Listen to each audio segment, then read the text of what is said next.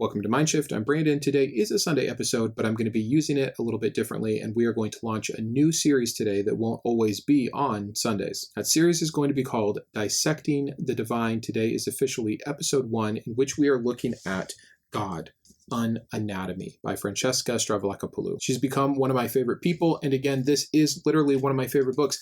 I would be forced to imagine that even if I hadn't had all of my other issues and doubts, if I didn't have problems that were philosophical in nature, like on suffering or hiddenness, or I hadn't seen all of the contradictions in the Bible yet, if I had simply just read this book, I think I would have been forced to reconsider my view on God. And that's why I think this book is so powerful. I've been wanting to share this book on here for a while, and I think I finally have the structure in place to do so. But I have one question that I want your guys' input on how we go forward. So I'm going to do this either part by part or chapter by chapter. Let me explain.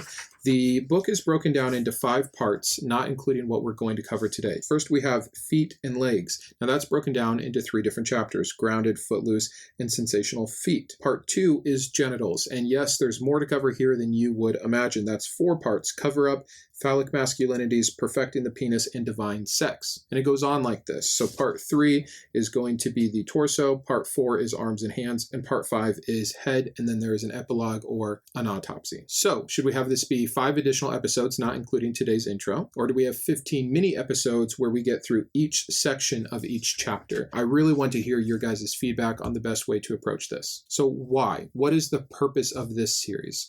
Well, like so much of what I cover on the channel, especially on my secular Bible study series, where we look at just the text to make our arguments for God, or in this case, against God. And then we have our Tuesday reaction videos, where we're talking a little bit more about things like logic or philosophical arguments for and or against God.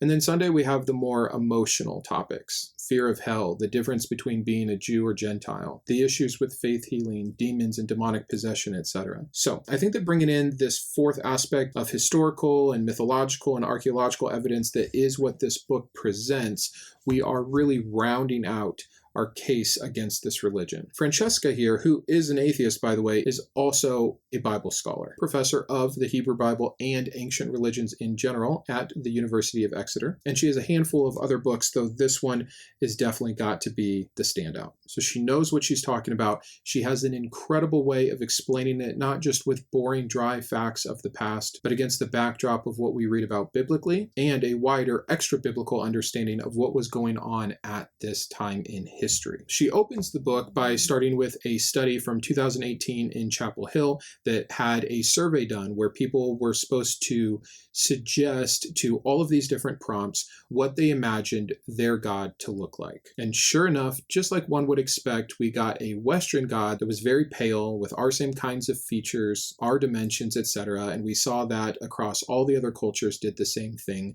representing what we have always known to be true, that man makes gods in their image and not the other way around. And so that's kind of her launching off point to really talk about the concept of how we did indeed make gods, that all cultures have made gods and that they've always made gods in their image. And she gives an example of an ancient Greek that mused on the fact that if horses developed our level of ability and consciousness and could create gods, that they would have gods with 4 legs instead of 2 legs and 2 arms. So this idea of being made in the image of God and how corporeal our original concept of God initially was is something we need to get laid out straight away. And again, this would have been very common in the ancient Near East, where a god was such a physical character. They were like us, but maybe more powerful. Maybe they had certain attributes that were heightened, like their beauty or their strength. And this would change over time. Once we got into the Common Era, we started developing gods that had to be different than us. They had to have bodies different than us, or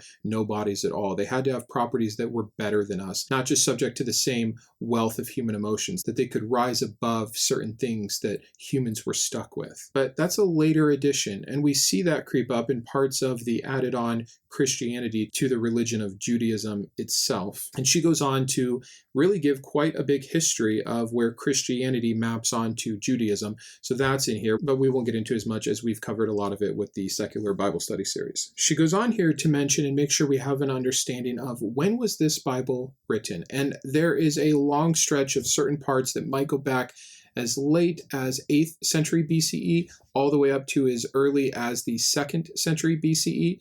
However, most of the Old Testament that she references and that we're going to be talking about is going to be probably the exile or near post-exile period, which is going to be about the 5th century BCE. And you have to understand what was going on with these people at this time. You know, the kingdoms had been divided. You have Judah and Israel are kind of the two separate kingdoms in the north and the south. And Judah specifically goes through a few periods here. The Assyrians hit them in the 8th century BCE. In the 6th century, they go into captivity via Babylon. That gets taken over by the 5th century as a Persian province. And by 333 BCE, they are now grafted under Alexander the Great's empire. So this is a people group that as they're writing their histories, they're trying to organize and sort through and combine and compile and edit all of their oral traditions and bits of poetry that are written over here and songs and proverbs from over here and oracles from over here, etc. They're putting them together and kind of getting themselves caught up to where they are in modern times. And that's where we see such a huge shift in the writings about this God, and then eventually leading into Christianity with more of the New Testament, is we have a people that was looking back on old myth and lore and trying to make sense of it, trying to make it cohesive, trying to put it together in a narrative structure. How did we get here to this place of captivity and now hopefully going back and rebuilding the Second Temple and all of these things that kind of lost their power? That temple never quite had the same power it did before. God never showed up quite corporeally the way that he used to, walking with Adam, walking with Abraham, face to face with Moses. Sometimes, in other chapters, no one could see God's face, and Moses just saw him when he was veiled, wrestling with Jacob, giving visions to Ezekiel and Isaiah of him on his throne, showing the courtroom and the temple to Amos in a vision. Even Jesus himself saying that he has seen the Father, that he sits at the right hand of the Father. We have physical, real descriptions of this God before things changed. And now the modern believer views God as what? A spirit, something invisible, something in another realm, something intangible. Maybe you still believe that we are made in the image of God, and that is a point that she brings up, is we are said to be made in the image of God. And that same phrasing in the Hebrew is used to describe how Seth was made in the image and likeness of his father Adam. So we really are to believe early on that this God is someone with a head of hair and arms and legs, etc. In fact, let me read you a quote that's going to get us going. Bear with me here for a second. Like the Babylonian deity Marduk and the Greek god Zeus, this ancient deity had long been cast as the king of the cosmos, but like them, he was far from alone in the heavens. Above all, he was still several centuries away from becoming the immaterial, incorporeal abstraction of later Jewish and Christian theologies. Instead, he was just like any other deity in the ancient world. He had a head, hair, and a face, eyes, ears, and a nose and a mouth. He had arms, hands, legs, and feet, and a chest and a back. He was equipped with a heart, a tongue, teeth, and genitals. He was a god who breathed in and out. This was a deity who not only looked like a human, but who very often behaved like a human. He enjoyed evening strolls and hearty meals. He listened to music, wrote books, and made lists. He was a god who not only spoke, but whistled, laughed, shouted, wept, and talked to himself.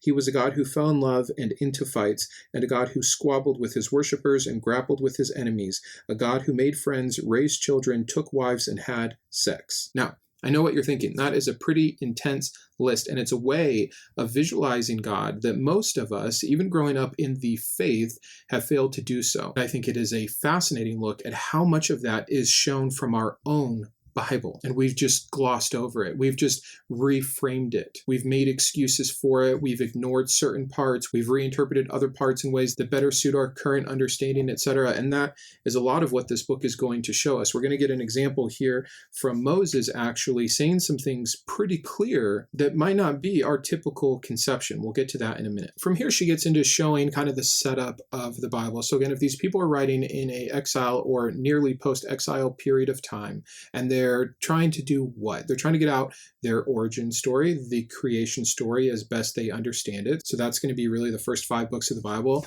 How did we come together as a people? What's our backstory? Oh, we were in slavery. We got delivered of that. Oh, we have a promised land that's promised to us. Let's move into the next set. That's going to be Joshua through the Chronicles, and we're going to talk about our destiny. So, hey, where did we come from? Now, where are we going? We're going to Canaan. We're going to a land that God has promised us. We're going to have leadership. We're going to go through the Judges. We're going to get into a monarchy. And then there's a lot of the exile and post-exile books like Ezra and Nehemiah, where we understand the heroes needed to bring us back into that golden age of communicating directly with God. But that's not exactly what happened, but it's what tries to get created in the stories, the myths, the heroes, all the different parts that are presented to us through the Old Testament books. And I'm going to read you another quote that she kind of summarizes that final point with, which is, to put it bluntly, the Hebrew Bible offers a highly ideological and frequently unreliable portrayal of the past. It is a story told from the perspective of pro-Jerusalem writers and editors, for it was the trauma of Judah's conquest in the 6th century BCE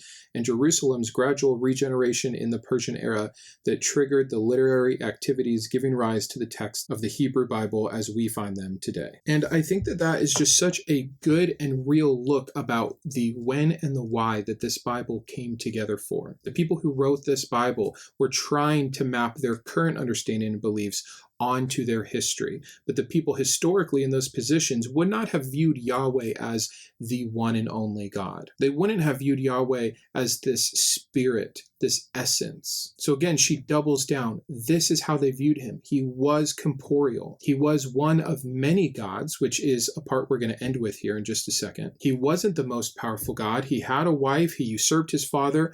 All of that is something that most people of the ancient Near East, of these tribes, would have viewed as part of El's pantheon. And I'm getting ahead of myself, we'll talk about that, but you can see it even in some of the edits in the Bible here, this removal of the corporeal part of God, right? Even having one of the commandments in one of the groups of the 10 Commandments being not to make any graven images. Moses even preaches this, hey, you've seen him in the fire. Don't go and try to create his image, for who can know how great this God is, or something to that extent. We're moving towards a very much more hidden God. Now, a hidden God is still a God with a body. An invisible God still has properties. So when did this body completely disappear, and when did it move from this pantheon of gods to the individual Yahweh, and what caused all this? Let's dive into that for the end part of this introduction. So the first thing to understand is that El works two ways. It works as a actual proper noun of a god, El, his name, and also just a common calling for a deity. We still do this with God in a very similar fashion. We can talk about there are other gods. We can talk about the gods that other religions believe in. But when a believer talks about God, they are referencing their God, specifically, in most cases, Yahweh. So El works the same way. Now listen to this. Thanks particularly to a wealth of literature dated to the 14th and 13th centuries BCE, so well before we started writing down what we believe to have believed back then, recovered from the remains of an ancient city-state called Ugarit on the Syrian coast, El's multi-tiered household has come into sharper focus. He was understood to be the gentle father of the gods, enjoying a comfortable semi-retirement from the day-to-day running of the cosmos, accompanied by his consort, the mother goddess Atheist. Between them, they had 70 sons, a collective term for the frontline deities. It goes on from there to describe the pantheon and the lower deities and the attendants and the messengers, angels, etc. And this is a belief system that is well documented, that we have archaeological proof and evidence for, that we see the trickle down into all of the other regions of the time. There's no reason to believe this isn't what the ancient Israelite people would have believed in. And we see progression from that belief and then picking out a storm god. This is where we get into some of the El Shaddai terms that I'm not going to go too far into, but it's like 7 pages worth here. The Shaddai gods, or El Shaddai, gods of the wilderness, would have been your storm gods, mountain gods, desert gods, etc. And we even see references to this back in our biblical sources. And it seems eventually that the Shaddai god, El Shaddai, god of the wilderness, became to be the god that these people kind of bumped up and promoted, or Yahweh got a personal standing with a particular patronage. In fact, we see evidence of this right in our 5th book of the Bible. It's right here. It hasn't been taken out. Some of the wording has been translated differently. So here, let me read you. This is Moses speaking in our 5th book.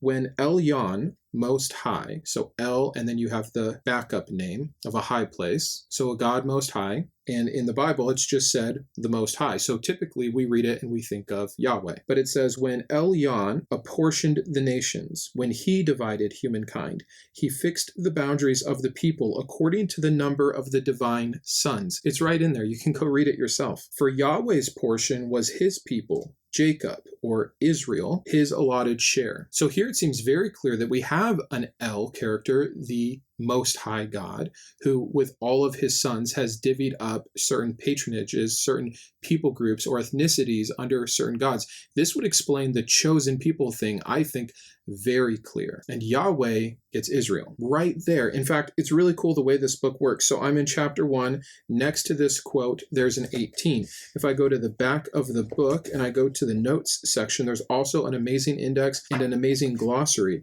But if I go to chapter 1 in the notes, and I go to point 18, it will tell me that this comes from Duke 32, 8 through 9, and it says, thanks to ancient scribal indentations seeking to correct the polytheism of these verses, this reading, variously reflected in the Greek and the Dead Sea Scrolls, is not always found in modern Bibles. For further discussion, see the literature cited in the note below. And so this book works as a study guide to the nth degree. You can learn so much about the Bible and about, again, the realities of these myths in the ancient Near East that I think is so all-encapsulating. It simply amazes me that you can get this from one book. Truly wonderful. So she gives a bunch more examples like that where we can really see that at one point, even in our biblical text, God was viewed very differently, or I should say Yahweh was viewed very differently. She goes on to explain, and I'll just do this very quick so we can kind of wrap up here, but Yahweh is obviously attached to Asherah, a wife goddess in the earlier stages. And we see finds much later, like from a sheet in the 8th century BCE, of definite prayers and worship to both God and his Asherah, which we know is the Hebrew word for Atheist. So it seems that Yahweh not only usurped his father El, but took his wife, which would have been extremely common and something we see par for the course in many mythologies. So she shows us all the due diligence and the study and the scholarship for why we could understand these things, why the Bible has made these kind of counterclaims, or how it's tried to redact some of this or edit some of this to show something a little bit different, how some of it is just our plain reading of it being incorrect and not understanding the history that is going on here. But she ends with two things that I want to read you, and then I'll be all done reading for the day, I promise. So after she goes through that whole history, she says, readers of the Bible might be surprised by this brief historical overview of Yahweh's early career. After all, the ancient editorial voices dominating the biblical portrayal of this past insist on a competing alternative story in which it is claimed that from the beginning God was only ever a solitary, unchanging deity, devoid of divine colleagues, a universal being in exclusive command of the cosmos. But this story is a product of a later theological worldview, and its narrative of religious history is unreliable. So, once again, the last thing I'll read you is, as best as I can see it put, why we're going to study the rest of this book. And this is her last paragraph. By mapping God's body, rather than the Bible itself, we can better navigate the transformation of this ancient southern Levantine deity into the God with whom we are now culturally more familiar. Despite the theological changes wrought by the emergence of ancient Judaism and early Christianity, the one aspect of this deity that remained unchanged was his corporality. By virtue of having a body, he endured as a powerful social agent in the lives of his worshippers across the centuries of the Bible's formation. In exploring the body of this ancient deity as his worshippers imagined him, we can access their world. We can meet the real God of the Bible. That's chapter 1. That's our intro. That's our setting the stage, getting the foundation ready for us so that we can learn even more by breaking down God part by part, piece by piece. What will come is an unbelievable barrage of facts and good history, good scholarship, and real understanding of where this myth came from and how it became what it is today. So if you think you have a personal relationship with this ancient myth god, or you think you know who he is as the creator and sole God of this universe, that is a story that has been creatively curated, that has been concocted for you and taught to you in a time and place of history where it's just too commonly accepted. But we do know better. We do have the evidence of it. And if you're willing to be objective and listen with an open mind, I think you'll find that evidence extremely convincing. So going forward, the episodes will look different. Again, we'll pick either one part or one specific chapter to go through. And I promise you, each of them is as interesting as the last. So stick with me for this. I don't know exactly what day of the week I'm going to play it on. I think, again, it'll complement the whole structure of my content very well. It might be a little more sporadic than some of my other projects. So thanks for your patience in this. And if you see it pop up, give it a watch. Thanks so much for being here. I look forward to having the second one out sometime in the near future. So until then, keep thinking. I wanted to personally thank my top tiers of support, my Iconoclast, GVI, Jacob, Jason, Oliver, and Shawn, my Humanist heroes, Jarrod and Kristi, and my Atheist advocates, Anne, Elijah, Rokkit, and Sparky, as well as all my Secular Scholar patrons. If you believe in this mission or just enjoy watching the content, please consider joining these fine patrons and supporting the channel. Thanks, and have a great day.